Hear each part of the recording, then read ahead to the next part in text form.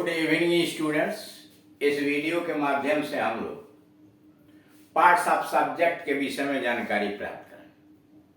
इसके पहले वाले वीडियोस के अंतर्गत आपको समझाया गया था वाक्य के दो भाग होते हैं, सब्जेक्ट और प्रेडिकेट।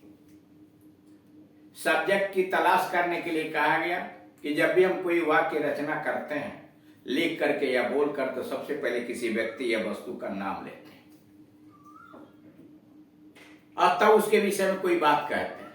जिस व्यक्ति या वस्तु का हम नाम लेते हैं वही सब्जेक्ट होता है और उसके विषय में जो बात कही जाती है वो प्रेडिकेट होता है।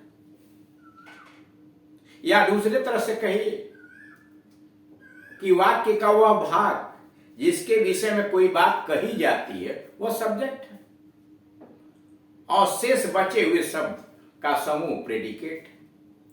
तीसरे रूप में आप कह सकते हैं कि अधिकांशतः वाक्यों में, लगभग 99% वाक्यों में क्रिया के पहले जो शब्द या शब्द समूह होता है वो सब्जेक्ट होता है।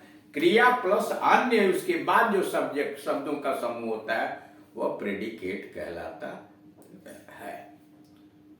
फिर आपको बतलाया गया कि सब्जेक्ट के स्थान पर कोई नाउन आ सकता है, प्रोनाउन आ सकता है, जीरंड आ सकता है, इंफिनिटिव आ सकता है, देयर आ सकता है, इट आ सकता है। सब्जेक्ट एक शब्द का भी हो सकता है, सब्जेक्ट कई शब्दों का समूह भी हो सकता है। उसी के संबंध में यह चर्चा की जा रही है कि पार्ट्स ऑफ सब्जेक्ट। पहला, जब किसी वाक्य में सब्जेक्ट एक शब्द का होता है, जब कोई ऐसा वाक्य है जिसमें सब्जेक्ट एक शब्द का होता है तो यह noun, pronoun, gerund, infinitive, it, there हो सकता है। इट तथा देयर का यहां कोई अर्थ नहीं होता। दूसरा है, सब्जेक्ट एक शब्द का न होकर कई शब्दों का समूह हो सकता है। यानी सब्जेक्ट एक शब्द का न होकर कई शब्दों का समूह हो सकता है। यह शब्द समूह सब्जेक्ट का विस्तार है। जो अन्य जो शब्द उसके साथ सब्जेक्ट के साथ जुड़े हुए हैं वह सब्जेक्ट का विस्तार है, एक्सपांशन है। अब उसके आगे हेडिंग डाली जा रही हुई expansion and division of subject. Subject का विस्तार और उसका विभाजन। कुछ वाक्यों में सब्जेक्ट के स्थान पर आने वाले नाउन या प्रोनाउन के आगे या पीछे उस नाउन या प्रोनाउन को क्वालिफाई करने वाले शब्द जुड़ जाते हैं। कुछ ऐसे वाक्य आते हैं जिन वाक्यों में सब्जेक्ट के स्थान पर आने वाले नाउन और प्रोनाउन के आगे पीछे कुछ ऐसे शब्द जुड़ जाते हैं जो उनको क्वालिफाई करते हैं, उनकी विशेषता बताते हैं या मॉडिफाइज करते हैं। कुछ ऐसे वाक्य आते हैं जिनमें सब्जेक्ट स्थान पर आने वाले नाउन और प्रोनाउन के आगे और पीछे उस नाउन या प्रोनाउन को क्वालिफाई करने वाले शब्द जुड़ जाते हैं। उस जुड़े हुए शब्दों को क्वालिफायर्स या मॉडिफायर्स कहते हैं। ये तीन प्रकार के होते हैं। या क्वालिफायर्स कहिए या कुछ जगहों पर मॉडिफायर्स आते हैं। ये तीन प्रकार के होते हैं। पहला डिटरमाइनर्स, समझने के लिए इसको संकेतक कह लेते हैं। एडजेक्टिव, विशेषता बताने वाला शब्द, एडजेक्टिव फ्रेज। डिटरमाइनर्स ये एक प्रकार के एडजेक्टिव होते हैं। डिटरमाइनर्स भी एडजेक्टिव का ही काम करते हैं। उसी को क्वालिफायर्स भी आप कहते हैं। इनके अंतर्गत निम्नलिखित पार्ट्स ऑफ स्पीच आते हैं। डिटरमाइनर्स के अंतर्गत निम्नलिखित पार्ट्स ऑफ स्पीच आते हैं। आर्टिकल आता है, ए एंड दी, यह डिटरमाइनर्स में ही आता है। डिमॉन्स्ट्रेटिव्स आते हैं, this, that, this, those. Possessive case में प्रयोग होता है। राम्स, आगे मान लीजिए लिखा है राम्स बुक, सीताज पेन, ऐसे कर। माई हुआ पॉजेसिव केस में, आवर हुआ, योर हुआ, हिज हुआ, हर हुआ, इट्स हुआ और देयर हुआ। ये पॉजेसिव केस में आते हैं डिटरमाइनर्स के रूप। डिस्ट्रीब्यूटिव्स, ईच, एवरी, आइदर, नहीं। विभाग सूचक, डिस्ट्रीब्यूटिव्स, यह भी आते हैं डिटरमाइनर्स के अंतर। Number 5, words denoting numbers and quantity. कर ऐसे शब्द जो संख्या और मात्रा को संकेत करते हैं। इसमें पहले नंबर की सूची है, पहले नंबर का श्रेणी है 1 2 3 4 200 500 6000, इस तरह का इत्यादि। यानी पहली श्रेणी में गिनती वाले नंबर्स हो गया 1 2 3 200 400 6000 इत्यादि एटसेट्रा। दूसरे श्रेणी में फर्स्ट सेकेंड थर्ड क्रमशः थर्ड फोर्थ फिफ्थ सिक्स ऐसे गिनते चले जाएंगे। 21 60,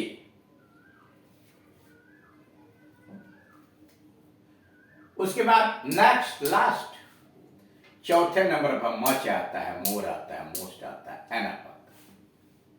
यह क्या है? यह मात्रा बताने वाले या संख्या बताने वाले हैं। लिटिल ए लिटिल मात्रा के लिए आता है, लेस लिस्ट मात्रा के लिए आता है, आल दोनों के लिए आता है, मात्रा के लिए, नंबर के लिए, नो दोनों के लिए, नन, बोथ, होल, हाफ, सम, एनी, मेनी संख्या के लिए, फ्यू मेनी संख्या के लिए, ये फ्यू संख्या के लिए, सर्टेन निश्चित, सेवरल इत्यादि।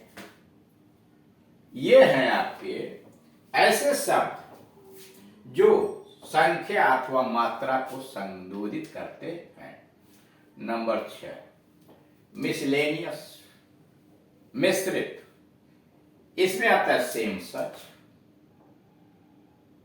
सेम मात्रा के लिए भी आ जाएगा, संख्या के लिए भी आ जाएगा, सेम वर्ड, अदर अनदर इत्यादि। अब आइए नंबर 2, ये तो डिटरमाइनर रहा। और नंबर 2 क्या है? नंबर 2 है एडजेक्टिव, यानी वे शब्द जो विशेषता बताने का काम करते हैं उन्हें एडजेक्टिव कहते हैं। वे शब्द जो नाउन या प्रोनाउन की विशेषता बताते हैं वह एडजेक्टिव कहलाते हैं। एडजेक्टिव्स के अंतर्गत डिस्क्रिप्टिव एडजेक्टिव तथा पार्टिसिपल्स आते हैं।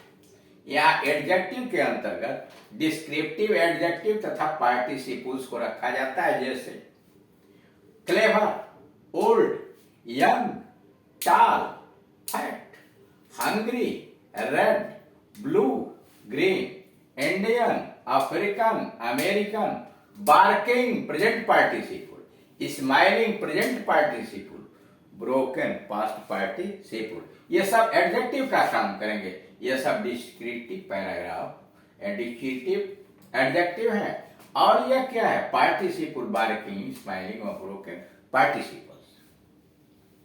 नंबर 3, एडजेक्टिव फ्रेज, जो शब्द समूह एडजेक्टिव की भांति, यानी 2 या 2 से शब्दों का वह समूह जो एडजेक्टिव की भांति नाउन या प्रोनाउन की विशेषता बताता है। कह रहा वह शब्द समूह जो एडजेक्टिव की भांति किसी नाउन या प्रोनाउन की विशेषता बताने के लिए आता है उसे एडजेक्टिव फ्रेज कहते हैं। निम्नलिखित एडजेक्टिव और एडजेक्टिव फ्रेजेस को भेद में समझिए। कह शब्दों का वह समूह जो किसी नाउन या की विशेषता बताने के लिए आता है उसे एडजेक्टिव फ्रेज कहते हैं। एडजेक्टिव और एडजेक्टिव फ्रेज का अंतर जरा समझिए, उसके भेद को समझिए। You are a wealthy man, आप अमीर आदमी हो।